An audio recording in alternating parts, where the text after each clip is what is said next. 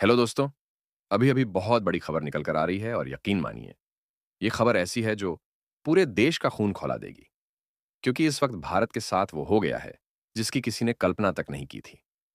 दोस्तों, आप ये वीडियो आखिर तक जरूर देखें, क्योंकि आज जो मैं आपको बताने जा रहा हूं वो सिर्फ एक खबर नहीं, बल्कि हमारे देश की कूटनीतिक लड़ाई का वो सच है जिसे दुनिया ने छुपाने की कोशिश की, लेकिन अब सब कुछ सामने आ चुका है। लेकिन उससे पहले एक छोटी सी बात दिल से कहना चाहता हूं। आप लोग कपड़े खोलकर नाचने वाली लड़कियों को बहुत ज्यादा लाइक और सब्सक्राइब करते हैं। रात भर ऐसे वीडियो देखते रहते हैं जिनका देश के लिए, समाज के लिए कोई मतलब नहीं होता। लेकिन जब हम अपने देश भारत की आन बान और शान की बात करते हैं, जब हम अपने तिरंगे की गरिमा की बात करते हैं, जब हम दुनिया के सामने भारत की ताकत का झंडा, मैंने ग्राफ देखा ना तो सच मानिए, मैं हिल गया। क्योंकि इस ग्राफ में साफ दिखाया गया है कि 77.7% लोग हमारी वीडियो को पूरा देखते हैं, लेकिन चैनल को सब्सक्राइब नहीं करते।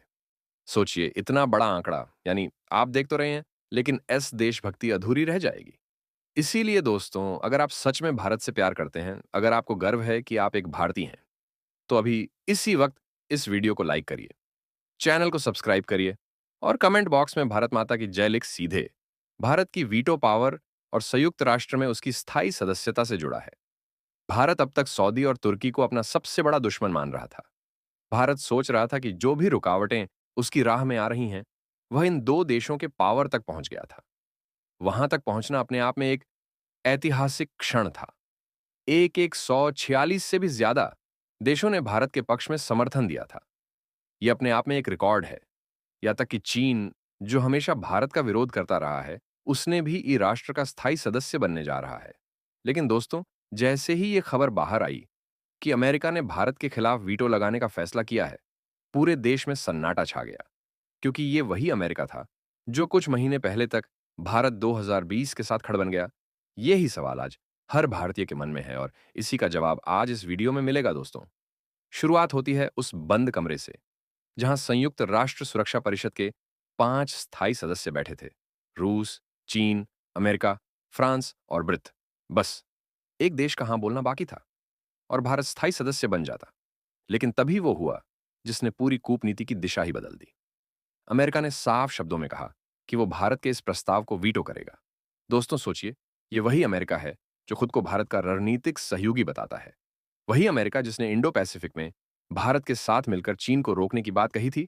वही अमेरिका अब भारत की राह में दीवार बन गया। सवाल उठता है, क्यों? आखिर क्या वजह थी कि अमेरिका ने भारत के पीछे चुरा घूंपा?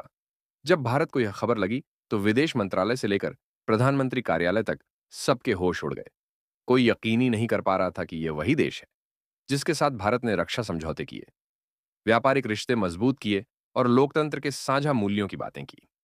लेकिन असली कहानी तो इससे भी गहरी है दोस्तों। भारत अब तक यह मान रहा था कि सऊदी अरब और तुर्की इस पूरे घटनाक्रम के मुखिया हैं, लेकिन सच्चाई यह है कि वे तो सिर्फ प्यादे थे। असल खेल तो अमेरिका के दिमाग में चल रहा था। दरअसल सऊदी और पाकिस्तान के बीच जो समझौता हुआ था, उसकी पूरी स्क्रिप्ट वॉशिंगटन में लिखी गई थी। कुछ दिन पहले कतर की राजधानी दोहा में मुस्लिम देशों की एक बड़ी बैठक हुई थी, जिसमें सऊदी अरब और पाकिस्तान ने भारत के खिलाफ एक साझा प्रस्ताव तैयार किया था। लेकिन उस बैठक से ठीक 3 दिन पहले अमेरिकी राष्ट्रपति डोनाल्ड ट्रंप और सऊदी अरब के युवराज मोहम्मद बिन सलमान के बीच देर रात तक मुलाकात हुई थी और उसी मुलाकात में यह तय हुआ था कि भारत की राह रोकनी है। आपको यह जानकर हैरानी होगी कि उस बैठक के सिर्फ 2 दिन बाद पाकिस्तान के रक्षा मंत्री भी वॉशिंगटन पहुंचे थे और ट्रंप से मुलाकात की थी। यानी पूरा प्लान पहले से तैयार था। भारत को इस बात की भनक तब लगी जब इजराइल की खुफिया एजेंसी मोसाद ने रिपोर्ट भेजी कि सऊदी और तुर्की सिर्फ पर्दे के सामने के किरदार हैं, असली मास्टरमाइंड अमेरिका है। जैसे ही यह खबर भारत के विदेश मंत्रालय तक पहुंची, पूरा माहौल गर्मा गया। जयशंकर ने तुरंत उच्च स्तरीय मीटिंग बुलाई और साफ कहा कि अब यह कूटनीतिक लड़ाई खुलकर लड़ी जाएगी दोस्तों। अमेरिका का यह रवैया किसी झटके से कम नहीं था, क्योंकि यह वही देश था जिसने 4 महीने पहले खुद कहा था कि भारत को स्थायी सदस्यता मिलनी चाहिए।